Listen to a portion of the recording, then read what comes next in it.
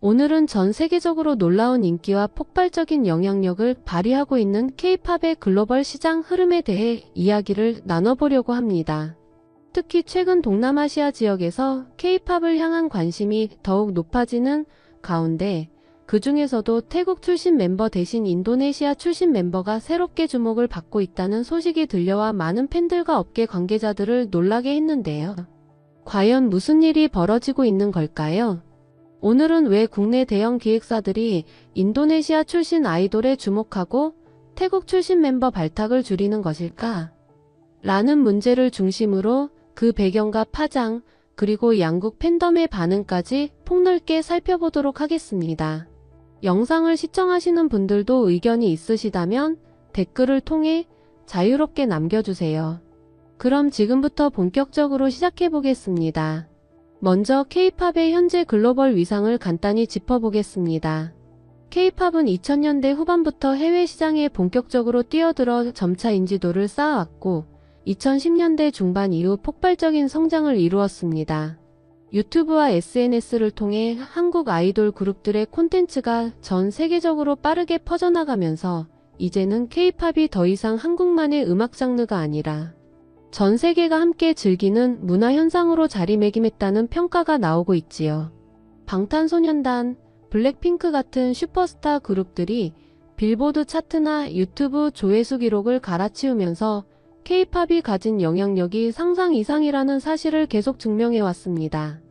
동시에 이러한 K-팝 열풍에서 특히 중요한 역할을 하는 지역 중 하나가 동남아시아입니다. 태국, 인도네시아, 베트남, 필리핀 등 여러 국가에서 K-팝 그룹들의 공연 티켓이 순식간에 매진되고 각종 굿즈 판매도 활발하게 이루어지며 유튜브 조회수나 틱톡 챌린지 참여도 역시 굉장히 높습니다. 그 중에서도 태국은 이미 블랙핑크의 리사, 갓세븐의 뱀뱀, 여자아이들의 미니 등 여러 스타를 배출해온 국가로 한동안 K-팝 그룹에는 태국인 멤버가 꼭 한 명씩은 있는 것 같다라는 말이 나올 정도였습니다. 이렇게 태국인 멤버들이 글로벌 시장에서 큰 활약을 펼치며 본인의 고향인 태국뿐 아니라 전 세계 팬들에게도 많은 사랑을 받았죠.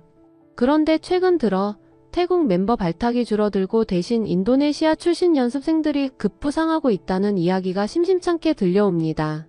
실제로 어떤 엔터테인먼트사에서 새롭게 런칭한다는 가상의 걸그룹을 예로 들면 그 그룹에는 태국 멤버가 포함되지 않고 인도네시아 멤버가 들어갔다는 소식이 전해졌습니다. 이를 두고 일부 네티즌들은 이제 태국이 아니라 인도네시아가 K-팝 아이돌 제작의 핵심 국가가 되려나 보다라는 반응을 보이고 있고, 다른 한편에서는 태국인 멤버들은 한국을 버리고 태국으로 돌아가 버린다더라라는 극단적인 이야기도 나오고 있습니다. 당연히 이런 논란이 생기면 태국 팬들은 불안해하고 인도네시아 팬들은 환영하는 분위기를 보이는데요. 그 이유가 정말 무엇인지 이 원인과 배경을 좀 더 깊이 살펴봅시다. 먼저 태국 멤버 발탁이 줄어들었다는 분석에 대해서는 몇 가지 설이 존재합니다. 가장 많이 언급되는 부분은 일부 태국 출신 스타들이 성공을 거둔 뒤 자신은 K-팝이 아닌 태국 아티스트로 불리고 싶다라든가 결국은 태국으로 돌아가 태국 시장을 위해 활동하겠다라는 식의 태도를 보이면서 한국 팬들에게 약간의 배신감을 안겼다는 지적이 나오고 있다는 점입니다. 물론 이것이 모든 태국 출신 아이돌 멤버들의 공통된 생각이라고 일반화할 수는 없지만 이와 같은 사례가 누적되면서 국내 기획사들이 투자 대비 위험 부담을 느끼게 되었다는 이야기가 나옵니다. 예컨대 상당한 비용과 시간을 들여 태국 연습생을 육성해 데뷔시켰는데 그 멤버가 어느 순간 나는 결국 태국인 아티스트야. K-팝보다는 태국에서 더 의미 있는 활동을 하겠다는 식으로 이탈하면 그룹이나 기획사 입장에서는 리스크가 크기 때문입니다. 또 한 가지 요인으로는 태국 현지에서 반한 감정이 예전보다 커지고 있다는 언급이 있습니다. 태국이 예전에는 한류를 가장 뜨겁게 받아들이던 동남아 국가 중 하나였으나 최근 몇 년 새로 불거진 문화적, 정치적 이슈들로 인해 한국에 대한 반감이 일부 확산되고 있다는 보도가 심심찮게 나오고 있죠. 이렇게 되면 기획사로서는 굳이 태국인 멤버를 뽑아서 데뷔시켜봐야 나중에 이런 반한 감정이나 논란 때문에 국내외 팬덤이 흔들릴 위험이 높지 않을까 하는 고민을 할 수밖에 없게 됩니다. 물론 이는 전체 태국 팬덤을 싸잡아 말하는 게 아니지만 투자 리스크를 최소화해야 하는 입장에서는 예민하게 받아들일 수밖에 없습니다. 그렇다면 새롭게 떠오르는 인도네시아는 어떨까요? 인도네시아는 세계 4위의 인구 대국으로 약 2억 7천만 명 이상의 인구를 보유하고 있습니다. 그중 청년층 비율도 매우 높아 온라인 플랫폼이나 SNS 활동이 활발합니다. K-팝 뮤직비디오 조회수 순위를 보면 인도네시아가 상위권에서 빠지지 않는 모습도 여러 번 확인할 수 있습니다. 게다가 인도네시아 젊은 세대들이 K-드라마, K-푸드, K-뷰티 등 한국 문화를 아주 쉽게 받아들이면서 한류 전반에 대한 호감도 역시 꾸준히 올라가는 추세라고 합니다. 이러한 대규모 시장성과 높은 호감도가 결합되면 기획사 입장에서는 앞으로 인도네시아 출신 멤버를 영입하면 현지 팬덤이 엄청난 결집력을 보여주지 않을까라는 기대를 품을 수밖에 없습니다. 또 한 가지 중요한 요소는 인도네시아 현지 팬들이 인도네시아 출신 K-팝 멤버가 탄생한다면 한국과의 협업에 진심으로 감사하며 K-팝 그룹 활동도 충실히 지원하겠다라는 긍정적인 메시지를 발신하는 경우가 많다는 점입니다. 이건 실제 SNS 반응을 살펴보면 훨씬 더 두드러지는 부분이죠. 태국 일부 팬들과 달리 인도네시아 팬들은 우리는 결코 한국을 버리지 않을 것이다. K-팝 멤버로 활동하는 걸 자랑스럽게 여기겠다 같은 반응을 보이면서 기획사에게 호의와 안정감을 준다고 합니다. 물론 이것이 장기적으로도 그대로 유지될지는 아직 지켜봐야겠지만 현재로서는 태국 대비 리스크가 낮아 보인다는 판단이 작용하는 것이죠. 그럼 태국 팬들은 이 흐름에 대해 어떻게 반응하고 있을까요? 당연히 우려 섞인 목소리가 많이 나옵니다. 이제 K-팝 그룹에서 태국 멤버가 아예 사라지는 것 아니냐, 우리가 예전처럼 블랙핑크 리사 같은 세계적 스타를 배출하기가 어려워지는 것 아니냐라는 걱정이 대표적입니다. 또 어떤 이들은 태국에 반한 감정을 빨리 정리하고 다시 한류와 손을 잡아야 한다. 그렇지 않으면 태국인 연습생들이 K-팝으로 데뷔할 기회를 잃을지도 모른다라는 의견을 내놓기도 합니다. 반면 인도네시아가 부상하는 것은 당연하지만 태국 출신 특유의 매력과 재능은 여전히 무시할 수 없다. 결국 실력 있는 태국 연습생들이라면 데뷔할 수 있을 것이라는 반응도 있지요. 이처럼 태국과 인도네시아 양국의 팬덤이 미묘한 라이벌 의식을 느끼는 모습도 보입니다. 특히 태국 팬들은 과거 리사를 비롯한 스타들이 세계적인 인기를 얻은 것을 예로 들며 이미 우리는 검증된 스타들을 많이 배출했다. 절대 인도네시아에 뒤지지 않는다라고 자부심을 내비치고 인도네시아 팬들은 우리에게는 훨씬 더 큰 인구와 시장성이 있으니 앞으로 제대로 달려들면 K-팝 최강 팬덤 중 하나가 될 것이라며 자신감을 표출합니다. 결국 K-팝 엔터테인먼트사들이 어느 쪽에 손을 더 잡느냐는 그 시점의 시장 상황, 연습생들의 실력, 각 나라의 팬덤 호응도 등에 따라 달라질 것입니다. 다만 이것이 태국이 완전히 도태된다거나 인도네시아만 남는다는 식으로 간단히 결론 낼 수 있는 문제는 아닙니다. K-팝은 갈수록 글로벌화, 다국적화를 추구하는 경향이 강해지고 있기 때문에 특정 시점에는 태국이, 또 다른 시점에는 인도네시아가, 또 다른 시점에는 베트남 혹은 필리핀이 주목받을 수도 있습니다. 예컨대 SM, JYP, 하이브 빅히트, YG 같은 대형 기획사들은 동남아 전체를 대상으로 아예 해외 오디션을 열기도 하고 현지에 합작회사를 세우거나 파트너십을 맺어 다음 세대 K-팝 스타를 발굴하려는 움직임을 보이고 있습니다. 인도네시아가 만약 하츠2 하츠 같은 신인 걸그룹 멤버를 통해 실질적인 성공 사례를 만들면 다른 기획사들도 유사한 전략을 더욱 빨리 도입하게 될 가능성이 높습니다. 성공한 사례가 나온다면 그게 일종의 시그널이 되는 것이죠. 인도네시아 멤버를 발탁하니 현지에서 음원 스트리밍이 엄청나게 늘었다. 굿즈 판매량이 이전보다 2배 이상 증가했다. 인도네시아 미디어도 대대적으로 보도해서 아시아 전체 여론이 들썩였다 같은 성과가 입증된다면 이것이 또 다른 인도네시아 연습생의 데뷔를 촉진할 것입니다. 반대로 만약 기대만큼 흥행 효과가 나타나지 않거나 여러 문제로 인해 불발되는 사태가 벌어지면 기획사들은 다시 다른 국가를 모색할 수도 있겠죠. 결론적으로 K-팝이 동남아시아 시장에서 인도네시아를 새롭게 주목하기 시작했다는 것은 K-팝의 세계화 과정에서 매우 자연스럽고도 전략적인 선택으로 보입니다. 그 과정에서 태국이 한때 누렸던 독보적인 지위가 조금 흔들리는 모양새가 보이지만 그렇다고 해서 태국이 영원히 배제된다는 뜻은 아닙니다. 이미 태국에는 리사, 뱀뱀, 미니 같은 슈퍼스타들이 탄탄한 팬덤을 지니고 있기 때문에 태국이 K-팝에서 차지하는 영향력이 하루아침에 사라지지는 않을 것입니다. 다만 반한 감정의 심화나 태국 연습생들의 태도 논란 등 여러 이슈가 겹치면서 기획사들이 과거만큼 태국 멤버를 무조건 선호하지 않게 된 점은 분명히 짚어볼 필요가 있습니다. 인도네시아 팬들은 이번 계기를 통해 이제 우리도 K-팝 공식 멤버 보유국이라는 긍정적인 인식을 확산시키며 더 큰 결집력을 보여줄 것으로 보입니다.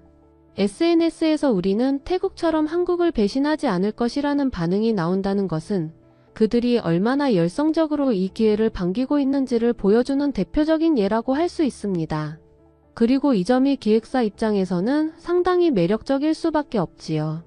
결국 K-팝 산업은 점점 더 다양한 국적의 멤버들을 받아들이고 여러 나라의 팬덤을 만족시키려는 전략을 펼치게 될 것입니다. 이제 곧 등장할 신인 그룹, 가령 SM이나 다른 회사에서 내놓을 다양한 뉴 프로젝트가 실제로 인도네시아 출신 멤버를 어떻게 활용하는지, 그리고 그 결과가 어떨지는 지켜볼 필요가 있습니다. 만약 이런 시도가 성공적이라면 태국 이후에는 인도네시아다라는 공식이 더욱 뚜렷해질 것이고 다른 기업들도 경쟁적으로 인도네시아 연습생을 스카우트할 가능성이 큽니다. 반대로 태국 팬덤이 그 사이에 다시 활성화되면서 역시 태국 멤버가 있어야 글로벌 시장 공략이 수월하다라는 흐름이 재부각될 수도 있겠죠. 결국 모든 것은 실적과 성과가 증명해줄 것입니다. 오늘은 이렇게 K-팝 아이돌 시장에서 나타나고 있는 태국 멤버 기피 현상과 인도네시아 멤버 부상에 대해 다각도로 살펴보았습니다. 여러분들은 이 변화에 대해 어떻게 생각하시나요? 과연 인도네시아가 앞으로 K-팝의 새로운 축이 될 수 있을까요? 아니면 여전히 태국이 굳건한 입지를 지키면서 양국이 함께 성장해 나가는 형태가 될까요? 댓글을 통해 여러분의 의견을 자유롭게 나눠주시면 좋겠습니다. 그리고 이런 이야기를 나누다 보면 결국 K-팝이 국적이나 문화권을 뛰어넘어 하나의 세계적인 음악 장르로 확고히 자리 잡고 있다는 사실을 다시 한번 느끼게 되는 것 같습니다. 앞으로도 K-팝 글로벌 시장에는 많은 일이 벌어질 텐데요. 해외 여러 나라에서 한국 아이돌 시스템을 벤치마킹하려는 움직임이 늘고 있고 현지화 프로젝트도 계속되고 있습니다. 다양한 국가 출신의 멤버들이 탄생하며 K-팝은 한류를 넘어 세계 인류의 주요 대중문화 중 하나가 되어가고 있습니다. 과연 이 거대한 흐름 속에서 태국은 새로운 해법을 찾고 인도네시아는 과연 K-팝에 떠오르는 보석으로 자리 잡을 수 있을지 앞으로도 계속 흥미롭게 지켜봐야 할 것 같습니다. 다음은 사연으로 들어보겠습니다. 안녕하세요. 저는 엘라예요. 프랑스 파리 외곽의 작은 마을에서 자란 평범한 소녀였지만 어느 날 거짓말처럼 K-팝 무대에 빠져버렸습니다. 생각해보세요. 조그만 휴대폰 화면 속에서 보이는 무대는 얼마나 반짝였는지. 마치 완벽하게 맞물린 톱니달바퀴처럼 돌아가는 한국의 아이돌 시스템이 신기했고 저도 그 무대 위에서 춤추고 노래하며 많은 사람들의 박수를 받고 싶었어요. 그렇게 저는 18번째 생일이 지나자마자 한국에 가겠다 결심하게 됐습니다. 거기서부터 시작된 저의 연습생 생활은 제가 상상했던 것과는 정말로 많이 달랐어요. 오늘 이 이야기를 통해 프랑스에서 온 K-팝 연습생 엘라가 어떤 경험을 했는지 자세히 들려드리고자 합니다. 제가 태어난 곳은 파리 외곽이라고만 하면 흔히들 예쁜 풍경이나 낭만적인 분위기를 먼저 떠올리지만 사실 제가 자란 동네는 관광지 중심부와는 조금 거리가 있는 평범한 주거 지역이었어요. 아늑한 시골 마을 같은 느낌도 있었고 특별히 화려할 것 없는 그냥 잔잔한 동네였죠. 저희 가족은 전형적인 중산층 가정이었고 제게도 처음에는 춤과 노래가 꿈이라기보다는 그냥 좋아하는 취미에 가까웠습니다. 그런데 중학생 무렵 우연히 인터넷에서 본 K-팝 걸그룹의 뮤직비디오를 보고 제 인생이 바뀌었다고 해도 과언이 아니에요. 화려한 조명, 정교하게 맞춰진 안무, 또렷한 비트, 군무 모든 게 너무 신선했고 제 심장을 두근거리게 만들었습니다. 그때부터 K-팝 무대가 제 꿈이 되었다고 말해도 틀리지 않을 거예요. 저는 중학교 시절부터 그 그룹의 모든 영상을 찾아다니며 보고 거울 앞에서 혼자 안무를 따라하곤 했어요. 프랑스어로 된 노래가 아닌 생소한 한국어 가사였는데도 이상하게 흥이 났죠. 부모님은 제가 일시적인 열정에 빠진 것이라고 생각하셨지만 제 마음은 점점 더 진지해졌습니다. 고등학생이 되어서는 나도 한국에 가서 연습생이 돼야겠다는 생각을 확고히 했어요. 결국 18번째 생일이 지난 후 부모님께 저 한국에 가서 K-팝 스타가 될 거예요 라는 말을 꺼냈습니다. 아버지는 처음에 웃으시면서 엘라 다시 한번 말해줄래? 한국에 간다고? 춤추러? 라고 물으셨고 어머니도 그건 꿈일 뿐이야. 현실적으로 생각해봐. 언어도 다르고 문화도 다르고 네가 혼자서 어떻게 성공하겠니? 라고 반대하셨어요. 하지만 저는 절대 흔들리지 않았습니다. 정말 진지하게 거기에 모든 열정을 쏟아붓고 있다는 걸 부모님께 설명했고 오래 설득한 끝에 간신히 허락을 받았죠. 그렇게 저는 프랑스를 떠나 한국행 비행기에 올랐어요. 공항에서 부모님은 여전히 걱정스러운 눈빛으로 저를 배웅하셨지만 저는 새로운 도전에 대한 설렘으로 가득했습니다. 드디어 시작이구나. 라는 감정이 훨씬 더 컸죠. 인천공항에 내린 직후 본 서울의 밤 풍경은 정말 눈부셨어요. 거리마다 불빛이 반짝이고 사람들이 활기차 보였죠. 와, 이곳이 정말 내가 꿈꾸던 무대가 있는 나라구나 하는 벅찬 마음이 들었습니다. 하지만 그 설렘은 바로 다음 날부터 본격적인 연습생 생활이 시작되면서 다른 고민들로 바뀌기 시작했어요. 제가 들어간 기획사는 대형 엔터테인먼트가 아니었습니다. 건물도 낡았고 연습실 환경도 열악했어요. 여름이면 에어컨이 잘 안 작동해서 땀에 흠뻑 젖어버리기 일쑤였고 겨울에는 히터가 고장나서 추위 속에서 연습해야 했습니다.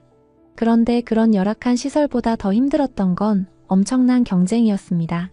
오늘도 살아남아야 한다라는 마음가짐이 없으면 견디기 힘들 정도였죠. 작은 회사라서 더 절박한 분위기가 있었습니다.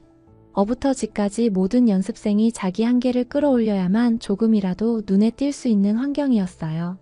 매주 있는 댄스나 보컬 테스트에서 합격, 탈락이 갈리고 뒤처지는 순간 퇴출이라는 무서운 단어가 현실로 다가오니까요.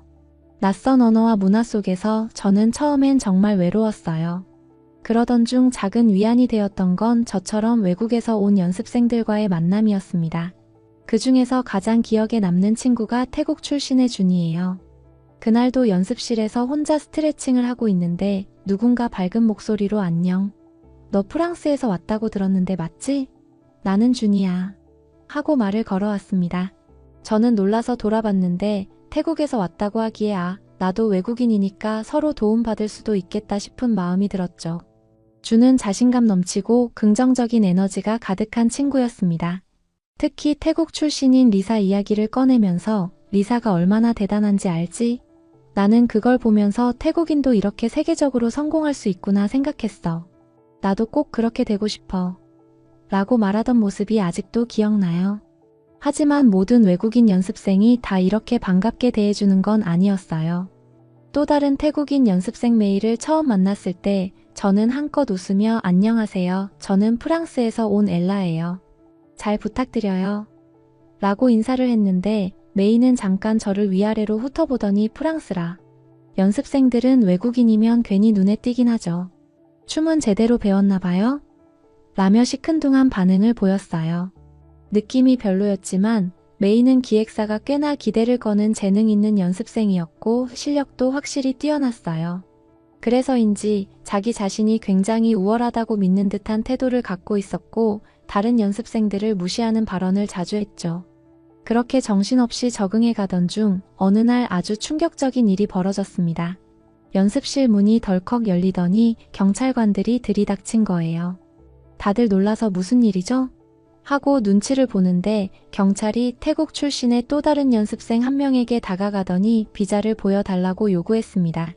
그 친구는 불안해하며 변명했지만 결국 불법 체류 상태가 밝혀졌고 현장에서 체포돼서 연습실 밖으로 끌려나갔죠. 그 친구는 땅바닥에 주저앉아 울며 제발 한 번만 기회를 주세요. 저는 여기서 꿈을 이루고 싶었어요 라고 호소했지만 규정상 어쩔 수 없다고 하더군요. 연습실 전체가 얼어붙었고 아무도 말을 하지 못했습니다. 저도 그 장면을 보고 가슴이 덜컥 내려앉았고 다른 태국 출신 연습생들은 한층 더 위축될 수밖에 없었습니다. 이 사건으로 인해 기획사에서는 비자나 서류 관련 사항을 더욱 엄격히 검토하기 시작했고 매니저가 다시 이런 일이 생기면 우리 회사 이미지에도 치명타가 될 것이라고 경고했습니다. 이쯤부터 준의 태도가 달라지기 시작했어요. 겉으론 나와는 상관없는 일이야 하는 듯 보이면서도 결국 시간이 갈수록 K-팝 시스템에 대한 불만을 노골적으로 드러내곤 했죠. 왜 우리 태국인들만 이런 대우를 받냐? 이 시스템은 외국인을 배척하는 것 같다. 리사도 한국 시스템 없이도 대단했을 텐데 여긴 맨날 시스템 덕분이라며 개인의 재능을 폄하한다. 이런 식의 주장을 더욱 강하게 펼치기 시작했습니다. 사실 그 말 중에 부분적으로 일리가 있는 것도 사실이지만 준이 점점 감정적으로 폭발하듯이 표현하는 바람에 갈등이 커졌습니다. 민서라는 한국인 연습생이 있었는데 항상 차분하고 이성적으로 말하는 친구였어요. 준이 K-팝 시스템은 로봇만 양산하고 감정과 창의력이 없다고 말하면 민서는 그래도 이 체계가 있었기에 지금의 세계적인 K-팝이 가능해진 거야. 리사도 여기서 트레이닝 받아서 글로벌 스타가 된 거고 재능만으로는 한계가 있어라고 반박했죠. 이 둘의 충돌이 매번 이어지면서 연습실 분위기는 점점 더 팽팽해졌습니다. 저 역시 중립적인 입장이었는데 두 사람 모두 틀리지 않은 말을 하고 있다고 느꼈기 때문이에요. 그러던 중 기획사에서 공개 평가를 진행한다는 공지가 내려왔어요. 모든 연습생이 자기 퍼포먼스를 선보이고 트레이너와 안무가가 피드백을 주는 방식이었죠. 이 평가에서 성적이 좋지 않으면 퇴출될 수도 있기 때문에 다들 긴장했어요. 그런데 준은 오히려 이제 내가 보여줄 차례야. 감정과 창의력이 뭔지 똑똑히 알게 해줄게라며 당당해 보였습니다. 그는 기존의 회사가 마련한 안무나 보컬 트레이닝을 거의 무시하고 자신만의 독특한 퍼포먼스를 준비했어요. 엘라, 너도 지켜봐. 한국 시스템이라는 틀에서 벗어난 무대가 얼마나 멋진지라고 말하는데 솔직히 저도 궁금했죠. 정말 새로운 무언가를 만들어낼 수도 있으니까요. 드디어 공개 평가 날이 왔습니다. 모든 연습생이 차례대로 무대에 올랐고 준의 이름이 불리자 그는 자부심 넘치는 표정으로 걸어나갔어요. 음악이 시작되자 준은 온몸으로 감정을 표현하는 듯한 동작을 펼치기 시작했죠. 처음에는 뭔가 신선한데 하고 느껴졌어요. 그런데 그 감정 표현이 과하다 보니 안무의 동선과 각도가 흐트러졌고 보컬 역시 음정이 크게 흔들렸어요. 결국 트레이너들은 시도 자체는 좋지만 기본기가 갖춰지지 않은 상태에서 너무 과한 감정 표현만 강조하면 관객들에게 제대로 전달되지 않는다. 체계적인 트레이닝을 왜 받는지 다시 생각해봐야 한다며 아쉽다는 평가를 내렸습니다. 준은 무대 아래로 내려오면서 아무 말도 하지 않았고 연습생들 중 일부는 속삭이며 역시 예상했어. 준비 안 된 상태에서 자기만의 스타일만 고집하다간 통하기 어려운데 라는 반응을 보였죠. 그 후 며칠 동안 준은 예전처럼 목소리를 높이지 않았어요. 오히려 연습실에 잘 나오지도 않았죠.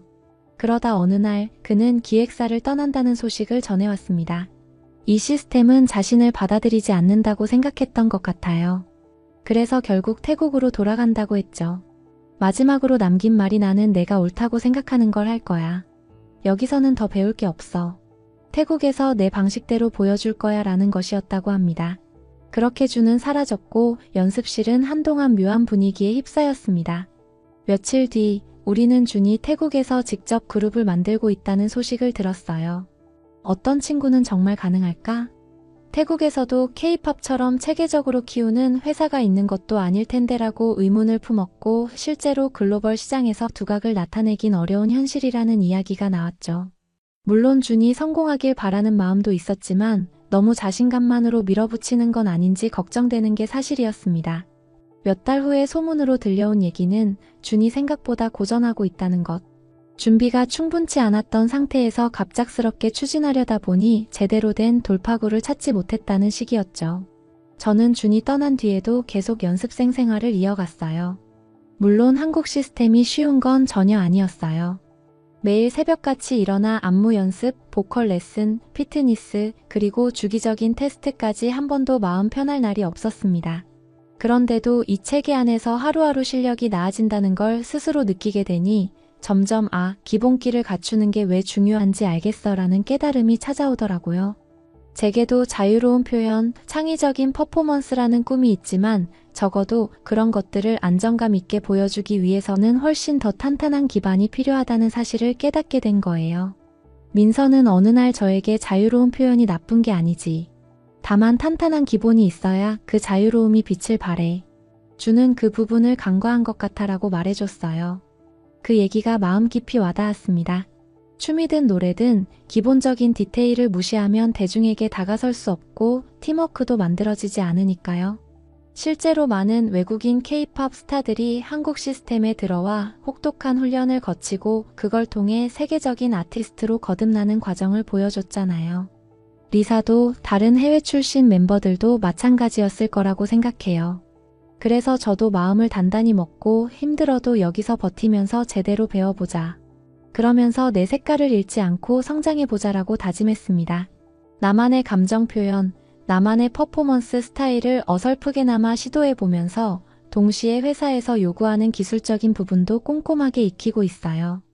기획사 시스템이 때로는 답답하고 눈물이 날 만큼 힘들 때도 있지만 그것이 결국 국제 무대에서 통하는 경쟁력을 만들어준다는 점을 인정하게 됐달까요? 저는 지금도 프랑스에서 온 외국인 연습생으로서 언어 장벽이나 문화 차이 그리고 끊임없는 경쟁 속에서 매일을 살아가고 있습니다. 그래도 하루하루 버티다 보면 제가 꿈꾸던 무대에 서는 날이 오리라고 믿어요. 주는 태국으로 돌아가 자신의 길을 걷고 있고 메이는 여전히 까칠한 태도로 주변을 대하지만 어쨌든 누구나 각자의 방식대로 꿈을 쫓아간다는 점에서는 다 똑같잖아요. 언젠가 무대에서 함께 재회할 수도 있고 전혀 다른 길을 갈 수도 있겠죠. 중요한 건 열정만으로 되는 게 아니라 체계, 규칙, 그리고 스스로를 객관적으로 볼 줄 아는 태도가 함께 있어야 한다는 사실을 이번에 더 절감하게 됐어요. 정말 치열하고 힘든 K-팝 연습생 생활이지만 저에게 주어진 기회에 감사하면서 조금씩 앞으로 나아가 볼 생각입니다. K-팝은 저 같은 외국인에게도 한국인에게도 결코 쉬운 무대가 아니에요. 그렇지만 저처럼 먼 나라에서 오는 사람들에게도 꿈을 펼칠 수 있는 길이 열려 있다는 점, 그리고 그것을 현실로 만들기 위해서는 아주 탄탄한 기본기와 함께 끈기, 협력, 그리고 겸손이 필요하다는 점이 바로 제가 이 연습실 생활을 통해 얻은 가장 큰 깨달음이에요. 이상 프랑스에서 온 엘라가 전해드린 K-팝 연습생 생활기였습니다. 이 이야기를 통해 혹시 K-팝 산업에 관심이 있거나 해외에서 K-팝을 꿈꾸고 있는 분들이 조금이나마 현실적인 부분을 알게 되었으면 좋겠어요. 그리고 외국인들이 한국 시스템을 어떻게 받아들이고 그 안에서 어떤 갈등과 성장을 경험하는지에 대해서도 공감하실 수 있길 바랍니다.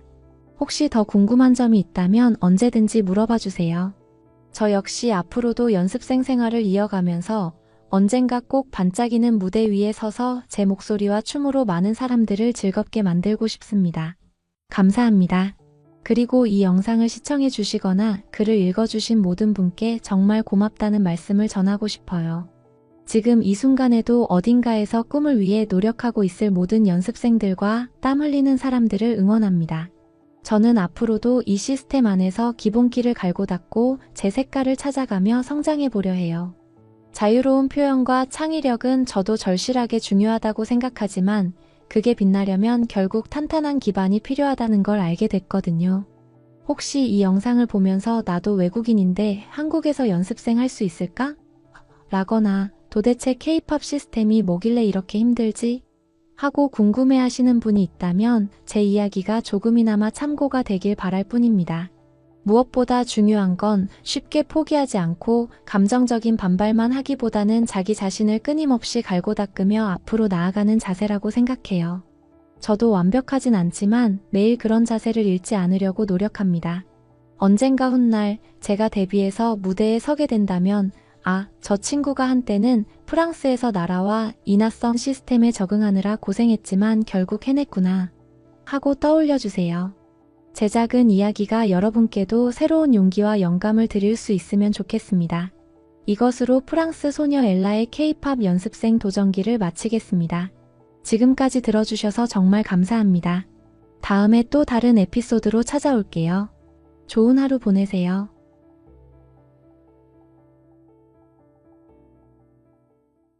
태국이 한국을 버렸다. 아니면 한국이 태국을 버렸다고.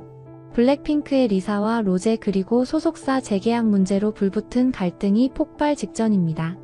태국 팬들은 한국은 리사를 가질 자격이 없다고 외치며 로제의 신곡을 맹비난하고 있다는데요. 게다가 최근엔 한국 기획사가 태국인을 더 이상 뽑지 않는다는 소문까지 돌고 있습니다. 진짜 한국이 태국을 손절한 걸까요? 아니면 과열된 태국 팬들이 만들어낸 허상일까요? 성인 카바레쇼 걸로까지 변신한 리사, 빌보드 차트를 접수한 로제 같은 팀인데 왜 이렇게 극과 극으로 치닫게 된 걸까요? 그리고 이 갈등에 국내 엔터 업계가 예의주시하고 있다는 소식도 심상치 않습니다. 오늘 영상에서는 이 모든 이야기를 팩트부터 자극적인 루머까지 낱낱이 파헤쳐 보겠습니다. 과연 블랙핑크 내부에서 벌어진 진짜 상황은 무엇이며 태국과 한국 양국의 팬덤은 왜 이런 갈등에 휩싸인 것인지 끝까지 지켜봐 주세요. 안녕하세요, 여러분. 오늘은 블랙핑크의 멤버 리사와 로제를 둘러싼 여러 이슈와 이를 중심으로 불거진 한국 엔터테인먼트 업계와 태국 팬덤 사이의 갈등설에 대해 심층적으로 살펴보려고 합니다. 최근 K-팝이 전 세계적 인기를 끌게 되면서 다양한 국가 출신의 멤버들이 한국 기획사를 통해 데뷔하는 일이 흔해졌습니다. 그 중에서도 태국 출신 멤버의 대표적 성공 사례로 손꼽히는 인물이 바로 리사인데요. 태국에서는 리사가 국보급 인물처럼 대단한 인기를 얻고 있고 이에 대한 자부심도 굉장히 큽니다. 반면 한국에서는 외국인 멤버 영입에 대한 기대와 우려가 혼재해 있죠. 이러한 상황에서 블랙핑크 내 다른 멤버인 로제가 최근 솔로곡으로 괄목할 만한 성적을 거두자 일부 태국 팬들 사이에서 예민한 반응이 나타나고 있다는 소문이 퍼졌습니다. 이 갈등설이 커지다 보니 한국 기획사가 태국인을 더 이상 선발하지 않을 것이다라는 일명 태국 손절설까지 등장하게 된 것입니다. 과연 이 모든 이야기가 어디에서 기인한 것인지, 그리고 어느 정도로 사실에 근거한 것인지 하나씩 정리해 보겠습니다. 먼저 리사와 로제가 각각 어떤 길을 걸어왔는지부터 짚어봅시다. 블랙핑크라는 그룹은 데뷔 초기부터 엄청난 인기를 끌었습니다. 특히나 해외 시장에서도 큰 성공을 거둔 대표적인 K-팝 걸그룹이 되었고 멤버 4명 모두가 글로벌 인지도를 획득했죠.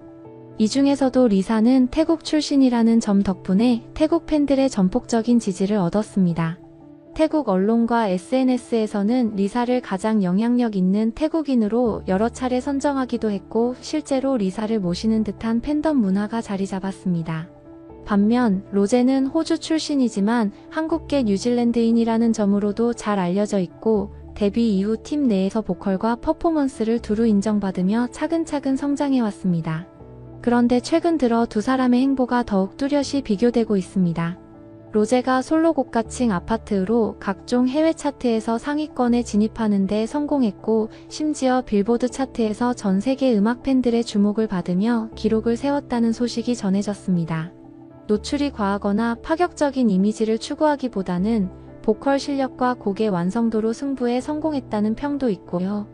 반면 리사는 블랙핑크 활동 중간중간에 솔로곡을 내거나 팬미팅 등을 통해 존재감을 보여주긴 했지만 로제만큼 노골적인 음원 성적을 올리지는 못했다는 지적이 있습니다. 물론 리사의 곡 또한 전 세계 유튜브 조회수에서 높은 순위를 차지했던 적이 있으나 빌보드라는 상징적 차트에서 기록을 새로 쓰는 식의 강력한 화제를 일으킨 적은 상대적으로 적었다는 것이 일부 팬들의 관점인 것이죠. 여기에 더해 리사가 소속사인 YG와 재계약을 맺을 것인지 여부가 불투명하다는 이야기가 작년에 돌았습니다. 한때는 이미 결렬된 것 아니냐는 소문도 있었으나 공식 확인은 되지 않은 상태였습니다.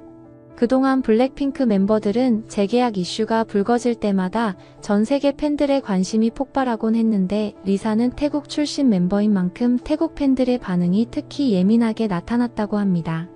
리사는 K-팝이라는 틀에서 벗어나 자신만의 길을 가야 한다. 리사는 K-팝 후광 없이도 충분히 성공할 재능이 있다라는 태국 팬들의 목소리가 커지면서 한국 엔터테인먼트계 전체를 향해 K-팝이 리사를 가둬두고 있다는 식의 비판이 퍼져나가기도 했다는 것이죠. 한편 실제로 리사는 파리 몽마르트의 성인 카바레 쇼에 등장하거나 빅토리아 시크릿 패션쇼에서 매우 노출이 심한 의상을 착용한 뒤 파격 무대를 선보이는 등 블랙핑크 시절에는 잘 볼 수 없었던 행보를 보이고 있어 화제가 되고 있습니다. 문제는 이런 리사의 파격적인 도전이 전 세계 음악 시장에서 압도적 성적을 거뒀냐 하면 꼭 그렇지는 않다는 점입니다. 일부 태국 팬들은 결국 리사가 K-팝을 떠나서는 예전만큼의 성적을 거두지 못하고 있다는 지적을 불편해하며 진짜 재능은 리사에게 있는데 로제가 운이 좋아서 반짝 떴을 뿐이라는 식으로 로제를 공격하는 경우도 있습니다. SNS나 인터넷 커뮤니티에서 불거진 몇몇 사건을 보면 로제의 신곡 관련 뮤직비디오에 악플을 쏟아붓거나 근거 없는 루머를 퍼뜨리는 사례가 있었고 로제가 해외 시상식에서 상을 받으면 리사였으면 더 대단했을 것이라고 깎아내리는 등의 이야기가 오가기도 합니다.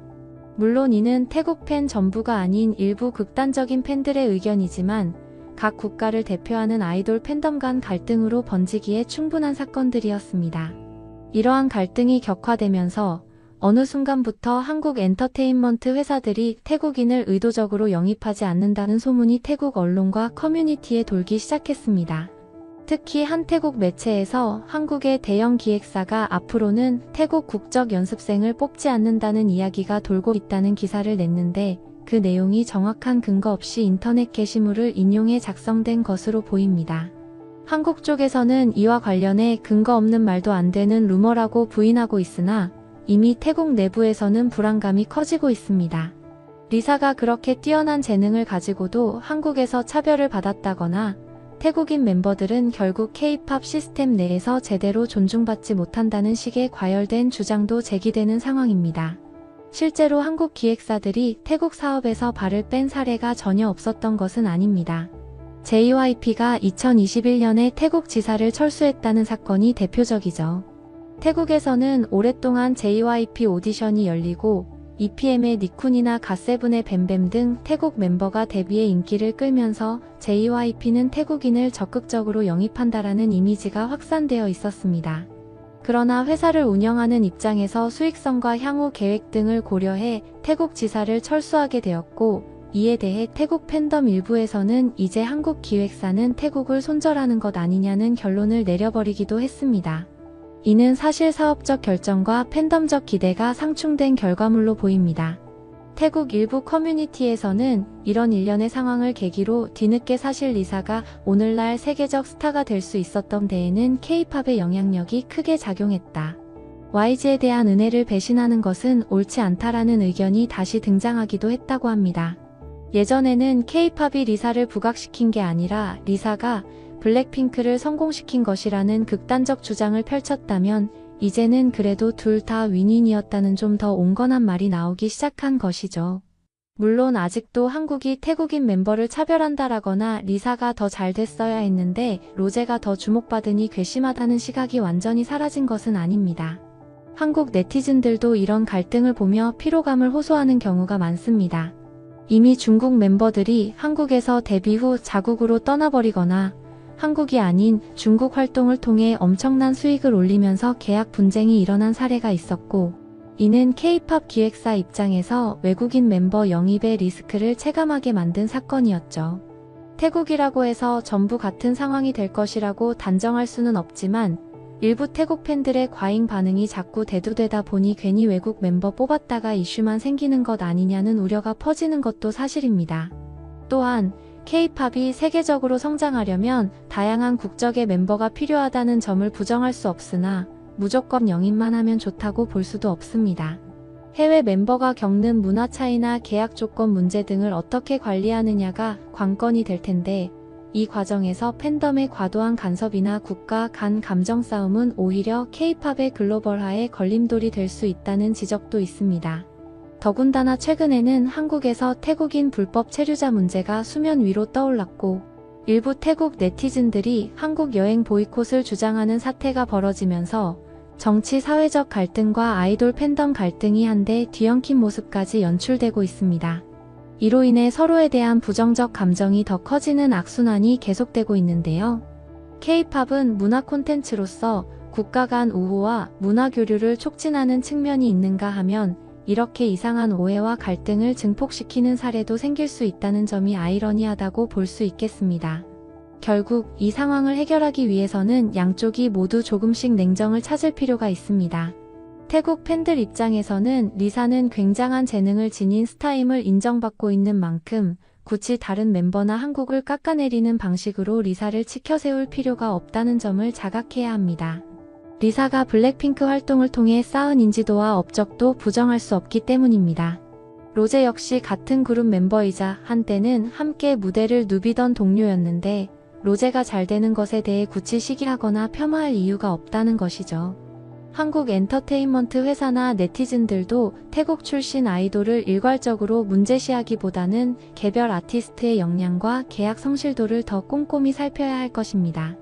특정 국가 출신이라고 해서 무조건 위험하다는 일반화는 지양해야 하겠고, 외국인 멤버들이 성공적으로 활동하려면 어떻게 지원해야 하는지 고민을 구체화할 필요가 있습니다.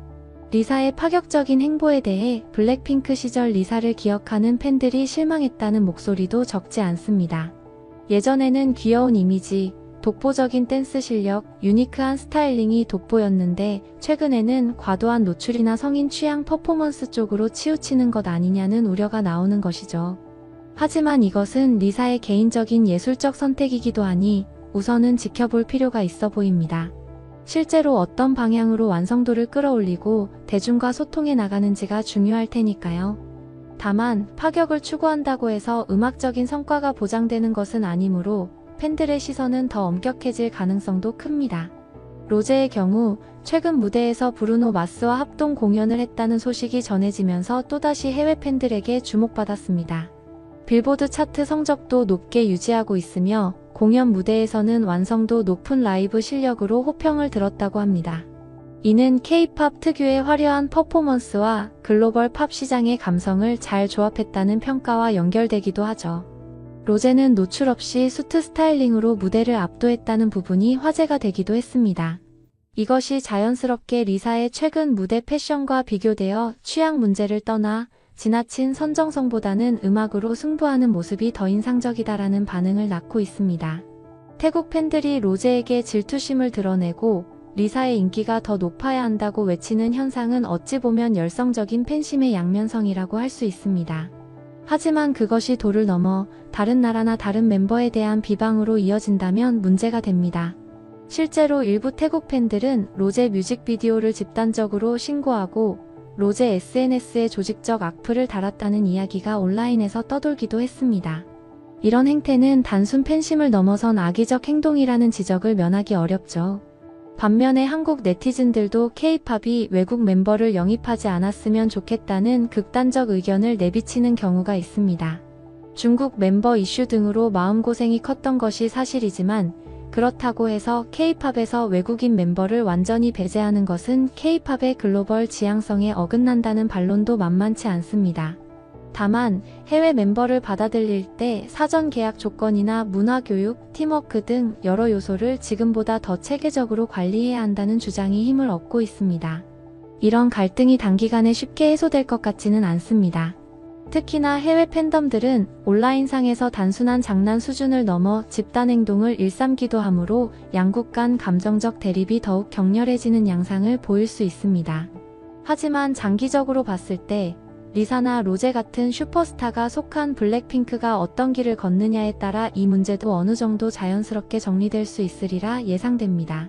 만약 리사가 점진적으로 자신의 음악 세계를 확장하며 차트 성적도 끌어올리고 로제 또한 꾸준히 음악적 발전을 이루면서 서로 공존한다면 갈등보다는 각자 다른 색채를 가진 블랙핑크 멤버로서 존중받게 될 가능성이 크니까요.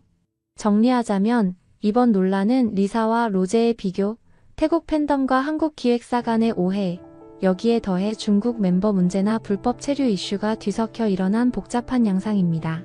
중요한 것은 K-팝이라는 플랫폼이 글로벌 차원에서 사랑받고 있고 많은 아티스트들이 국적과 상관없이 한류 콘텐츠를 통해 성장하고 있다는 점입니다. 일부 문제적 사례나 극단적 팬덤의 행동이 있더라도 이를 전체로 일반화하는 것은 바람직하지 않습니다. 리사와 로제가 각자의 스타일로 계속해서 도전하고 그 과정에서 서로 다른 방식으로 성공해 나간다면 이 둘은 K-팝 역사에 남는 대표적인 사례가 될 것입니다. 갈등이나 오해 대신 자신이 응원하는 아티스트는 다르지만 서로 존중할 수 있다는 성숙한 팬덤 문화가 자리 잡길 바라봅니다. 다음은 태국에서 들려오는 굵직한 뉴스와 한국과의 갈등이 어떤 파장을 낳고 있는지 자세히 전해드리려 합니다. 최근 태국을 둘러싼 분위기가 예전 같지 않다는 이야기가 많습니다. 불법 체류자 문제로 인해 한국이 입국 심사를 엄격하게 바꾸면서부터 태국 내 반한국 정서가 커졌고, 그 결과로 태국 고위 인사의 한국 대신 중국이나 일본으로 가라는 발언이 당장하기도 했다고 하는데요. 이 발언을 두고 한국인들은 불쾌감을 드러냈고, 정부 차원에서 태국 불법 체류자 단속 기조를 유지하겠다는 입장도 꾸준히 나오고 있습니다. 그런데 이렇게 갈등이 깊어지다 보니 한국 기업들이 태국 시장에서 하나둘 철수하고 있다는 소식도 심심찮게 들려옵니다. 엔터테인먼트 분야에서도 국내외에서 유명한 기획사들이 태국에서 발을 빼는 모양새라고 하죠. 이는 태국 경제에 적지 않은 타격을 줄 수밖에 없어 보입니다. 이미 팬데믹 시기에 관광산업 등으로 큰 피해를 입었던 태국이 최근 들어 또다시 외국 자본의 이탈까지 맞닥뜨리게 된 셈인데요. 이 모든 상황이 과연 어디서부터 시작됐으며 태국과 한국 사이에 어떤 해법이 가능할지 하나씩 짚어보도록 하겠습니다. 먼저 태국인들의 한국 불법 체류 문제에 대해 간단히 살펴보겠습니다. 한국은 그동안 태국 국민에게 90일 무비자 입국을 허용해왔습니다. 태국인의 해외여행 수요도 증가했고, K-팝과 한류 문화에 대한 관심 덕분에 한국을 방문하는 태국인 관광객이 눈에 띄게 늘었습니다. 그런데 이 가운데 일부 태국인들이 불법 체류자로 전락해 한국에 장기간 머물렀고, 일부가 범죄에 연루되기도 하면서 한국 내 치안이 흔들릴 수 있다는 우려가 제기되었습니다. 몇몇 통계 가정에서 태국 불법 체류자 수가 상위권에 오른 것으로 알려지면서 한국 정부로서는 입국 관리 및 심사를 강화하지 않을 수 없었던 것으로 전해집니다. 이런 조치로 인해 적법한 관광 목적으로 한국을 찾으려던 태국인들 중에서도 공항에서 입국이 거부되거나 각종 심사 과정에서 시간과 비용을 소모하고도 허탕치는 일이 점차 늘어났습니다. 억울하게 돌아갔다고 주장하는 사람들의 사연이 태국 SNS와 커뮤니티에서 퍼지면서 한국이 태국인을 함부로 대한다라는 불만이 서서히 축적되기 시작했죠. 이러한 정서가 결국 밴 코리아 밴 코리어 운동 같은 극단적 움직임으로까지 번지게 된 것입니다. 처음에는 인터넷에서 잠깐 흥했다 사라질 소문 정도로 여겨졌지만 태국 부총리급 인사가 공공연히 굳이 한국 갈 필요 없다. 중국이나 일본이 더 나은 선택지라는 취지의 발언을 하면서 불이 확 커졌습니다. 한국 국민들은 이 말을 듣고 당연히 불쾌하게 여겼고, 우리가 태국에 가주는 게 도리어 도움이 되는 건데 왜 저렇게 대놓고 무시하느냐라며 반감이 커졌습니다. 서로 감정이 격해지는 분위기 속에서 한국 정부 역시 태국 불법 체류자들을 엄격히 관리 추방하겠다는 입장을 고수했고, 태국 측에서도 한국에 대한 소비를 줄이겠다는 방향으로 맞섰다는 겁니다. 문제는 이 갈등이 경제 전반으로 확대되었다는 점입니다. 특히 태국은 관광 수입과 외국 기업의 투자로 먹고 사는 구조가 강하다고 알려져 있는데, 한국의 주요 기업들이 하나둘 철수 소식을 알리기 시작한 것입니다. 예를 들어 롯데면세점은 방콕 시내 면세점을 철수했고, 현대자동차 역시 태국의 전기차나 배터리 설비를 구축하려던 계획을 철회했다는 말이 현지에서 들립니다. 그 외에도 여러 한국 대기업, 중견기업, 심지어 소규모 업체들까지 태국에서 사업 확장을 중단하거나 사업장 자체를 접고 베트남, 인도네시아, 필리핀 등 다른 시장으로 옮겨가고 있다는 증언이 나오고 있습니다. 이렇게 되면 태국 현지에 있던 근로자들은 일자리를 잃을 수 있고, 오랫동안 한국 기업과 협업해오던 태국 내수 시장 역시 큰 타격을 입게 됩니다. 결국 한국 기업뿐 아니라 한국처럼 태국 환경이 불안정하다고 판단하는 다른 외국 기업도 줄줄이 떠나지 않겠느냐는 우려가 태국 언론과 재계에서 나오고 있습니다. 게다가 태국의 입장에서는 반한 정서가 일시적으로 커졌다가 시간이 흐르면 그 열기가 잦아들 수 있겠지만, 이미 외국 자본이 썰물처럼 빠져나가 버리면 되돌리기가 쉽지 않다는 어려움이 존재하는 것이죠. 한류 산업 분야에서도 큰 변화가 감지됩니다. K-팝을 비롯해 한국 드라마, 예능 프로그램 등이 태국에서 큰 인기를 끌어왔는데, 불법 체류 문제 이후 반한국 정서가 커지면서 공연이나 팬미팅, 오디션 개최 등이 눈에 띄게 줄었습니다. 실제로 방콕에서 한류 이벤트 기획사를 운영해온 호주 출신의 마크라는 분의 사연에 따르면 예전에는 매주 셀 수도 없을 만큼 한국 아티스트들이 태국에 방문해 콘서트와 팬미팅을 열었지만 지금은 문의나 요청이 많이 줄어든 상황이라고 합니다. 더욱이 JYP 등 대형 기획사를 비롯하여 중소기획사들까지 더 이상 태국 시장에서의 투자 메리트가 없다는 판단을 내리면서 태국에 대한 관심을 접고 떠나는 추세라고 하죠. 태국 측에서는 한국이 우리의 자존심을 건드렸다고 생각하며 반환 운동이 더 확산되길 바라는 이들도 분명 있겠지만 지금까지 보여진 결과는 오히려 태국이 더 큰 손해를 보는 모습입니다. 해외 기업 철수는 경제 전반에 악영향을 끼치고 한류 관련 행사나 홍보 등 문화 교류까지 위축되면 결국 태국이 얻게 될 이득이 줄어든다는 게 정설이죠. 태국이 전통적으로 관광업에 크게 의존해왔다는 사실을 떠올리면 한국 관광객이 줄어드는 것만으로도 적지 않은 경제 손실을 감수해야 할 가능성이 높습니다. 블랙핑크 리사의 존재는 태국인들에게 매우 특별한 사례입니다. 세계적인 스타가 된 리사의 성공 덕분에 한동안 태국 내 한류 열기가 최고조에 달하기도 했습니다. 그러나 이젠 역으로 리사 한 명을 신성시하면서 다른 멤버나 한국 측을 무시하거나 적대시하는 팬덤 갈등이 생겨나고 있죠. 일부 극성 팬들은 로제나 제니의 솔로 활동을 보이콧한다거나 리사는 태국인이므로 모든 공은 리사 덕분이라는 식의 주장을 한다고 알려집니다. 그러나 K-팝의 본진이라고 할 수 있는 한국에서는 오히려 이런 갈라치기 행태를 불편하게 보는 시선이 존재합니다. 그 여파로 리사 역시 한국 내 이미지가 예전만큼 우호적이지는 않다는 주장이 나오기도 합니다. 물론 이런 갈등이 태국 전체를 대표하는 것은 아니겠으나 어찌됐든 SNS상에서 과격한 목소리가 부각되면 일반 대중에게 좋지 않은 인상을 심어줄 수밖에 없습니다. 더욱이 글로벌 팬덤의 시선에서는 블랙핑크는 팀인데 왜 태국 팬들이 다른 멤버를 배척하느냐는 의문이 생길 것이고 이는 자연스럽게 태국에 대한 이미지를 부정적으로 만드는 요인이 됩니다. 나아가 K-팝 기획사들이 태국 현지에서 발굴한 연습생들을 더 이상 키울 필요성을 느끼지 못한다고 판단하게 되면 태국인 연습생의 데뷔 기회도 줄어들 전망입니다. 그렇다면 태국 정부는 이 상황을 어떻게 대응하고 있을까요? 뒤늦게라도 외국인 투자 유치를 위해 세금 감면 같은 인센티브를 내세우고 있지만 이미 부정적인 이미지가 생긴 상황을 단번에 뒤집기는 쉽지 않을 것으로 보입니다. 밴 코리아 운동이 더 이상 확산되지 않도록 태국 정부가 대국민 설득에 나설 수도 있겠지만 내정 간섭처럼 비칠 수 있어 조심스럽다는 이야기도 들립니다. 또한 불법 체류자 문제를 해결하기 위해 태국 정부가 한국과 적극 협력하겠다는 의사를 공식적으로 표명하고 실제로 단속을 강화하고 사전 교육을 실시하는 등의 구체적 조치가 필요하다는 지적도 나오고 있습니다. 한국도 태국인을 모두 잠재적 불법 체류자로 보는 것은 당연히 억울할 수 있습니다.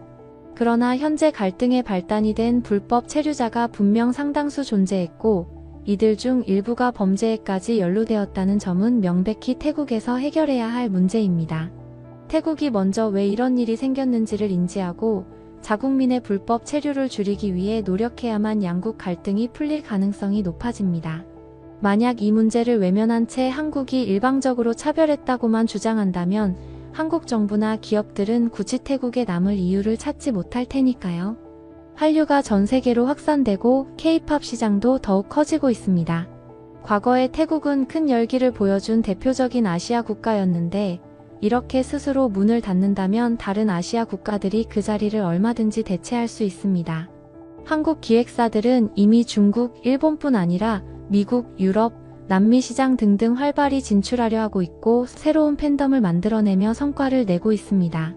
반면 태국에서는 K-팝 콘서트가 줄고 한류 프로그램의 포맷 수입도 예전처럼 활발하지 않아지면 한국이 빠진 시장이 과연 어떻게 유지될지 의문이라는 시각이 많습니다. 한류 산업뿐 아니라 양국 관광교류 차원에서도 이 갈등이 길어지면 서로 윈윈이 아닌 루즈가 되고 말 것입니다. 태국인들이 한국 여행을 줄이게 되면 한국 관광시장도 일부 타격이 있을 수 있지만 사실 한국 내 관광객은 다른 나라에서도 유입되기 때문에 태국이 빠진 자리만큼 곧 다른 국가로 대체될 것이라는 의견이 많습니다. 반면 태국은 한국 관광객의 빈자리를 메울 대체 시장을 찾지 못한다면 그 여파가 더 크게 돌아올 가능성이 높습니다. 코로나19로 이미 어려워진 관광산업을 반등시키는 과정에서 한국인의 지출이 크게 줄어든다면 태국으로서는 반가울 리가 없습니다. 결국 이 문제의 본질은 태국이 한국에 화를 내는 이유, 그리고 한국이 태국인을 더욱 엄격히 보는 이유가 서로 교차한다는 점에 있습니다. 태국은 나쁜 사람만 처벌해라. 죄 없는 여행객을 막지 말라라고 주장하지만 한국 입장에서는 서류만으로 죄 없는 사람인지 아닌지 걸러내기 어렵고 이미 불법 체류자가 많으니 리스크가 있다는 논리입니다. 이런 간극을 줄이려면 태국 정부가 스스로 불법 체류 대책을 강화하고 한국 정부 역시 억울한 사례를 최소화하려는 노력을 함께 기울여야 할 것입니다. 갈등이 깊어지면서 엔터테인먼트 사업을 오래 해온 호주인 마크 씨처럼 이미 태국에 정을 붙이고 살던 외국인들은 안타까움을 표합니다. 태국이 가진 아름다운 문화, 관광 자원, 그리고 한류와의 시너지가 예전에는 대단했는데 왜 이런 상황이 되었는지 모르겠다고 고개를 젓는 분도 있습니다. 태국이 이 문제를 슬기롭게 해결하지 않으면 결국 전 세계적으로 각광받고 있는 한국의 한류가 다른 시장에서 더 크게 꽃피우는 동안 태국은 소외될 수 있다는 예측도 제기됩니다. 반면 태국 내에서도 이번 사태가 장기화되면 안 된다는 목소리가 조금씩 나오고 있다고 합니다. 반환 운동이 계속돼봤자 경제에 도움이 안 되고 오히려 자국 관광산업과 무역의 역풍만 맞을 수 있다는 걸 알기 때문입니다. 또한 한류를 금지한다고 해서 태국 문화 엔터테인먼트 산업이 갑자기 자생력을 갖추는 게 아니기 때문에 실질적인 협력이 필요한 단계라는 주장이 나오기도 합니다. 정리하자면 태국은 근본적인 문제인 불법 체류자 양산 구조를 함께 해결하고 불필요하게 감정을 자극하는 발언이나 운동을 자제하며 한국과 다시 우호적인 협력 관계를 구축해야만 한다는 것이죠. 여기까지가 현재까지 전해진 태국과 한국 사이의 갈등과 그 배경, 그리고 그로 인해 벌어지는 태국 경제 위기설 및 한류 철수 소식 등이었습니다. 시청자 여러분께서는 과연 이 갈등의 책임이 어느 쪽에 더 있다고 보시는지, 그리고 앞으로 태국과 한국이 어떤 방향으로 문제를 풀어나가야 할지 궁금합니다. 댓글에 자유롭게 의견 남겨주시면 감사하겠습니다. 단, 서로 다른 견해를 존중하는 성숙한 토론 문화가 자리 잡길 바라는 마음입니다. 여러분, 오늘도 끝까지 시청해주셔서 정말 감사합니다. 사실 이 이야기는 단순히 태국과 한국 간의 갈등을 넘어 글로벌 시대의 국가 간 관계가 얼마나 서로 영향을 주고받는지를 잘 보여주는 사례가 아닐까 싶습니다. 여행, 문화, 경제라는 큰 틀 안에서 얽히고 설킨 문제들이지만 결국 그 중심에는 사람과 사람이 있잖아요. 누구든 억울하거나 손해보는 일은 없어야 하고 우리가 누릴 수 있는 즐거움은 좀 더 넓고 자유로워져야 한다고 생각합니다. 앞으로도 저희 채널은 해외에서 들려오는 다양한 뉴스를 꼼꼼히 살펴보고 여러분께 빠르고 알기 쉽게 전달해 드리려고 합니다. 그 과정에서 여러분의 의견도 많이 궁금해요. 댓글을 통해 자유롭게 이야기 남겨주시고 서로 다른 시각을 존중하며 공유할 수 있는 장이 되면 좋겠습니다. 이번 영상이 유익하셨다면 구독과 좋아요, 그리고 알림 설정 꼭 부탁드립니다. 여러분의 작은 클릭 하나가 저희에게 큰 힘이 됩니다. 또 앞으로 다룰 주제에 대한 아이디어나 궁금한 점 있으시면 언제든 부담 없이 댓글에 남겨주세요. 정말 사소하다고 생각되는 내용도 함께 나누면 더 풍성한 콘텐츠가 탄생할 수 있다고 믿습니다. 오늘도 귀한 시간 내주셔서 진심으로 감사드리고요. 날씨가 더워도 혹은 추워도 건강 잘 챙기시길 바랍니다. 전 세계 곳곳에서 벌어지고 있는 다양한 이슈와 재미있는 소식으로 다시 찾아뵐 테니 다음 영상도 많이 기대해 주시면 감사하겠습니다. 그럼 저는 여기서 인사드리겠습니다. 행복한 하루 보내세요. 감사합니다, 여러분.